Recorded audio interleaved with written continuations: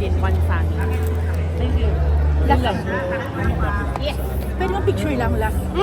Sorry, Alan. Thank you, Carla. Yeah.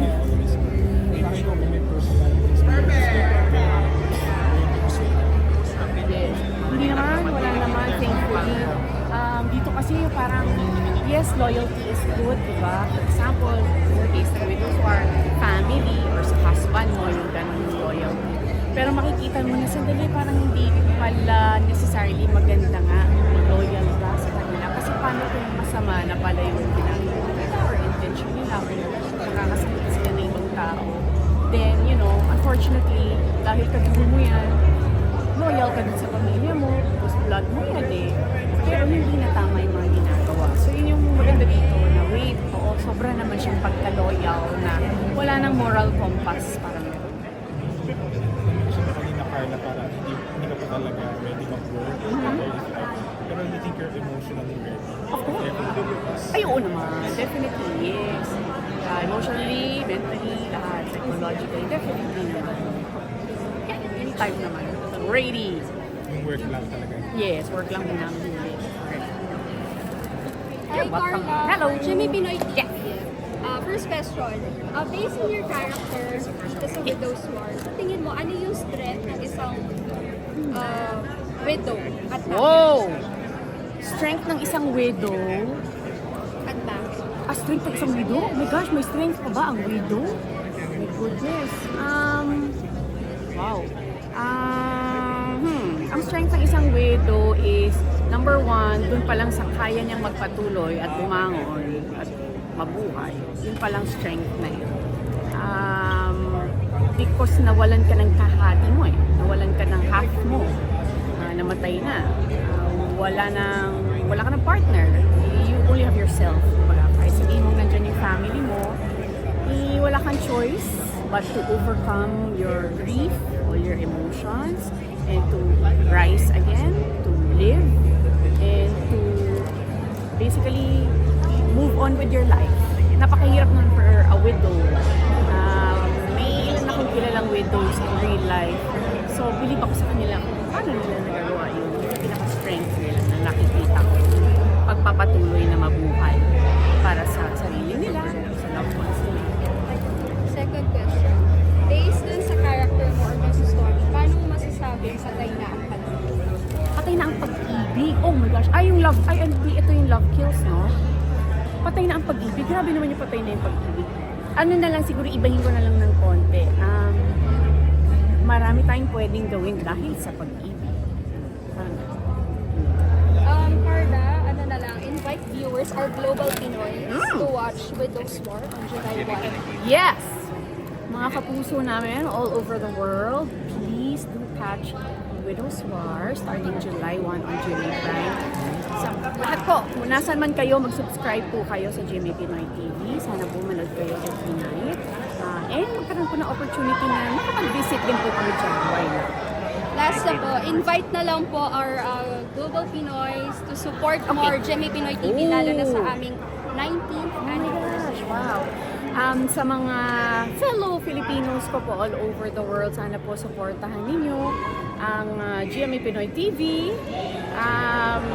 We are here to bring entertainment to you. Sana mas mapatibay pa po. 19 years na po tayo. Sana mas matagal pa po namin kayong makakasama sa aming journey po and sa mga many more years to come. Happy 19th anniversary. Happy 19th anniversary, GMA Pinoy TV. May isang question lang. What do you and Bea have in common? What are your conversations like? Do you have Parang common- so far yung how we take our work seriously. Kasi I was saying kanina, sobrang dedicated ni Bea. Ay wow, hindi ako nakusama doon sa picture. Daya. Yung ganun, how valuable our work is sa aming dalawa. As individuals, kung gano'n ka-importante sa kanyang trabaho niya, yung craft niya, same din sa akin. So far, yun. And we also value our personal lives well.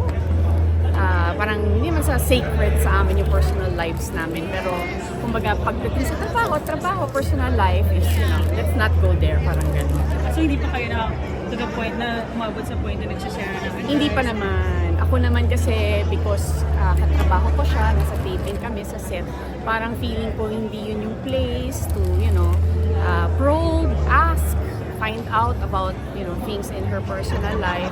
Siguro kapag nakapag-spend kami ng time together outside, baka may mga ganong opportunities na we can talk about our personal lives. Thank you. Thank you! Thank you. Thank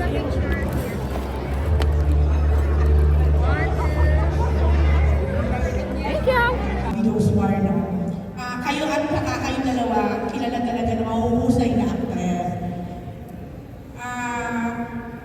Sa pagganap niyo pa dun sa mga karakter niyo, halimbawa, yung mga pinagdadaanan niyo rin o napagdaanan sa buhay, na totoong buhay, humuhugot ba kayo doon? Parang lahat naman po, I'm assuming, pero bilang aktor po, lahat po nakakatulong talaga yung personal na pinagdadaanan nila or experiences.